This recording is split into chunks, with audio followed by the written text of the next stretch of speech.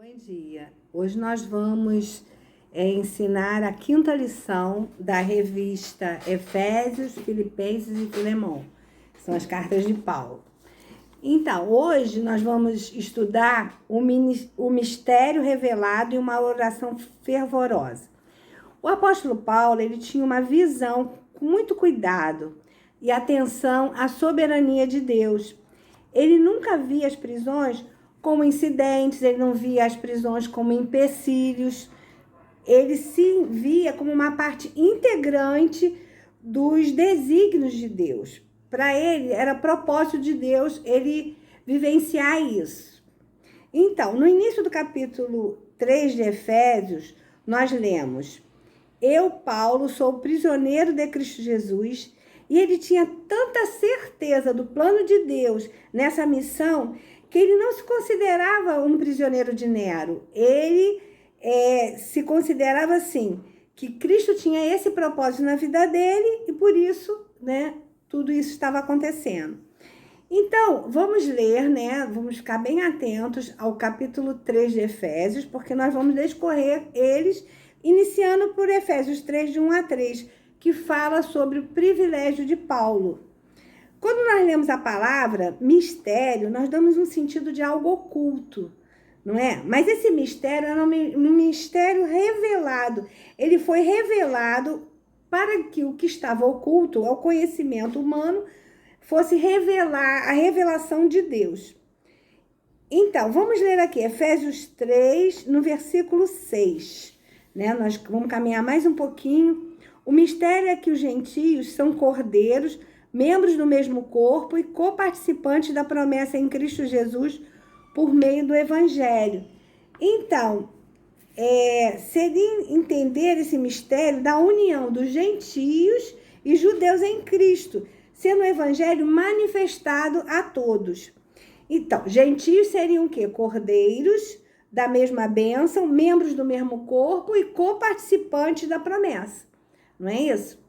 Então, Paulo aí declara que o que acontecia estava contrário à situação descrita, porque foi lido na lição passada, Efésios 2, 11 e 12, na lição anterior, porque nesse período estavam os gentios sem Cristo.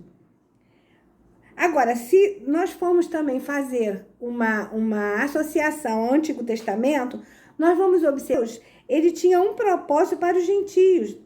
Deus havia prometido a Abraão que todas as famílias da terra seriam abençoadas por intermédio da posteridade dele. E que o Messias, ele receberia as nações como sua herança e outras promessas. Isso vocês vão ler em Gênesis 12, 1 e 2. Continuando a leitura de Efésios 3, nós vamos ver de 7 a 13, que Paulo ele tinha um ministério. Qual seria o ministério de Paulo? Ele foi constituído ministro, mas vamos pensar, primeiro, ele ia pregar aos gentios o evangelho das insondáveis riquezas de Cristo. Então, ele se coloca como o menor de todos. Nós lemos na lição que ele se vê pequeno, Há uma comparação a esse termo, pequeno, menor. Por quê? Porque ele se considerava muito pequeno para pregar a tão grande salvação. Um segundo item que nós podemos considerar o manifestar o mistério a todos os homens, que também está em Efésios 3, 9. Agora, nós vamos ler em Atos 26, 18, que aqui a gente lê que Paulo tinha sido enviado aos gentios. Para que tinha acontecido isso, Para abrir, Atos 26, 18, para abrir os olhos deles e convertê-los das trevas para a luz, e do poder de Satanás para Deus, a fim de que eles recebam a remissão de pecados e herança entre os que são santificados pela fé em mim. Então, nós vemos também o terceiro objetivo, né, do ministério de Paulo, que era tornar conhecido a multiforme sabedoria de Deus. Como seria o Senhor, ele seria glorificado de muitas formas, então multiforme, né, muitas formas. E nesses versículos que nós temos aqui, nós vamos ler depois Efésios 6:12, né? Nós vamos entender o seguinte, que quando a gente lê em Efésios, a gente lê que, quando ele se refere a principados e potestades, poderiam ser anjos bons, mas mais à frente, né, a gente vai ler que, em Efésios 6:12, que poderiam ser seres malignos. Então, a gente tem que estar sempre atento à leitura, não é? Então, quando a gente lê Efésios 6:12, a gente lê: porque a nossa luta não é contra o sangue e a carne, mas contra os principados e as potestades, contra os dominadores deste mundo tenebroso, contra as forças espirituais do mal nas regiões celestiais. Então, nós também, toda essa leitura, todo esse ensino, nós temos que aprender para nós, né? E começar a seguir isso, né? Então, daí agora, nós vamos analisar a oração fervorosa de Paulo, né? Que vai dos versículos 3, de 14 a 21, e o autor aqui, a quem a gente se baseia, que é o John Stott, né? Ele comenta, né, que a oração expressa um desejo, né? Ele fala das principais ansiedades, das ambições, né? Normalmente, quando os crentes oram, eles oram com esse objetivo. Mas vamos analisar, né? Porque também nas orações se colocam as preocupações. Quando a gente lê os versículos de Efésios 3, de 14 a 16, a gente vai ali ver o conteúdo da oração, né? Vamos fazer de uma forma sintética esse conteúdo. Primeiro, quando a gente lê por esta causa, não é? Por essa causa seria o quê? O eterno propósito de Deus que estabelece, se colocam as preocupações. Quando a gente lê os versículos de Efésios 3, de 14 a 16, a gente vai ali ver o conteúdo da oração, né? Vamos fazer de uma forma sintética esse conteúdo. Primeiro, quando a gente lê por esta causa, não é? Por essa causa seria o quê? O eterno propósito de Deus, que estabelecido por Deus em Cristo Jesus, e a preocupação de Paulo com os Efésios. Quando a gente lê, me ponho de joelhos, a gente evidencia um grau de sinceridade, a gente evidencia um grau de quebrantamento, não é? Quando a gente lê, de quem toma o nome toda a família, de quem toma o nome toda a família, tanto no céu como sobre a terra. Então, a gente está se referindo à família, né, que é a igreja, tanto no céu, quer dizer, quem já está no céu, né, que já foi para a glória, e na terra, que ainda subirá ao céu. Quando a gente lê, para que segundo a riqueza de sua glória vos conceda, aí ele está se referindo, né, que nós sejamos fortalecidos pelo poder, mediante o seu Espírito, e aí ele está se direcionando ao íntimo de cada um, ele está expressando, né, esse conteúdo da oração, e ele transmite isso mais à frente por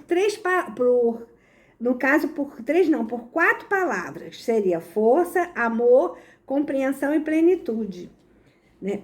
E aí a gente vai ler, descrito em Efésios 3, de 16 a 19, né?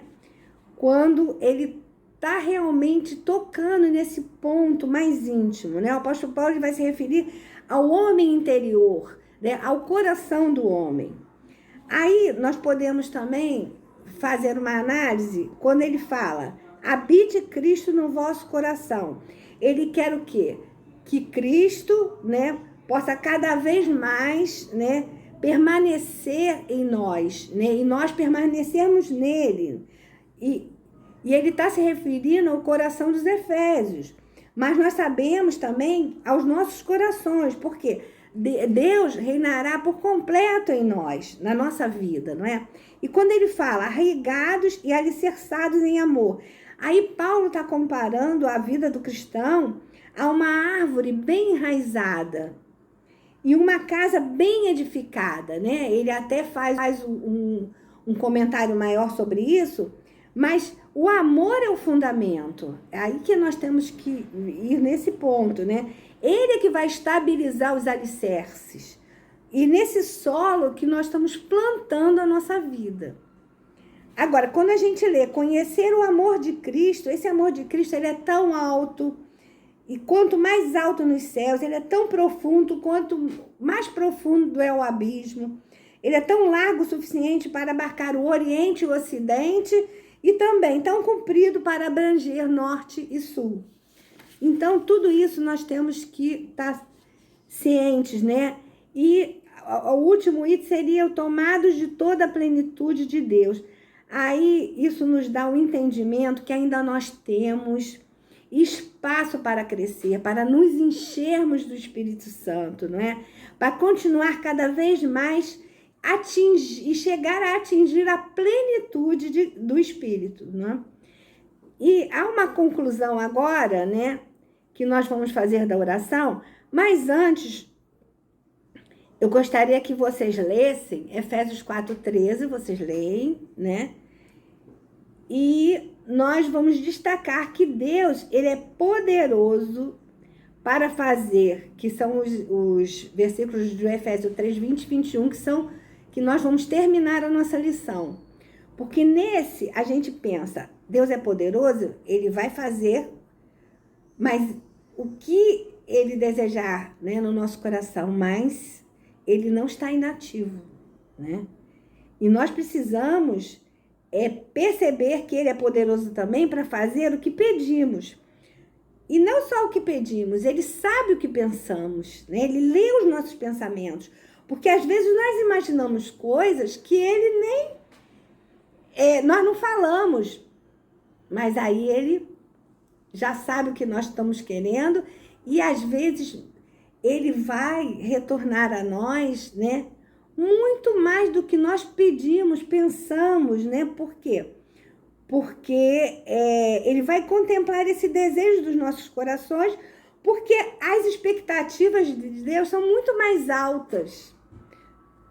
E, finalmente, ele é poderoso para fazer infinitamente mais. Por quê? Porque a graça dele não é nada, não é dada, desculpe, né? Falei errado. Não é dada, mas em medidas racionadas, não é. É um Deus que da superabundância, é um Deus que nos dá muito mais do que pedimos. E aí nós vamos ficar alertas também, porque esse poder dele, aí sim, nós temos que parar e pensar.